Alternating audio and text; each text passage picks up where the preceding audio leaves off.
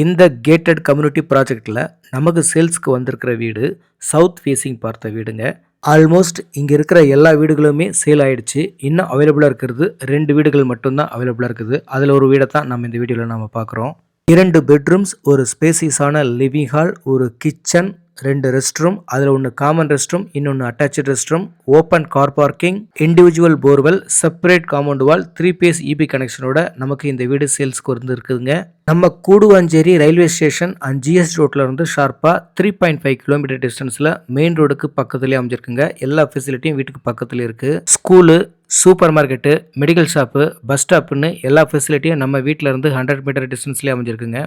இந்த சைட்டு பொறுத்த வரைக்கும் மாடம்பாக்கம் பஞ்சாயத்துக்கு உட்பட்ட லொக்கேஷனில் தாங்க அமைஞ்சிருக்கு. நல்ல ஃபாஸ்ட்டாக அப்ரிசியேஷன் ஆகக்கூடிய லொக்கேஷனும் கூட. இந்த வீட்டோட பில்டப் ஏரியான்னு பார்த்தோம்னா 1059 ஸ்கொயர் ஃபீட்டுங்க. Built up area 702 square feet. ஒரு பக்கா டிடிசிபி அண்ட் ரெரா அப்ரூவ்டு ப்ராஜெக்ட்டுங்க. உங்களுக்கு லோன் எலிஜிபிலிட்டி இருக்குது அப்படின்னா அப் டு 80% வரைக்கும் நீங்கள் பேங்க் லோனுக்கும் போய்க்கலாம். இந்த வீட்டோட காஸ்ட்டு 65 லட்சங்க. 65 lakhs ஸ்லைட்லி நெகோஷியபிள் உண்டு.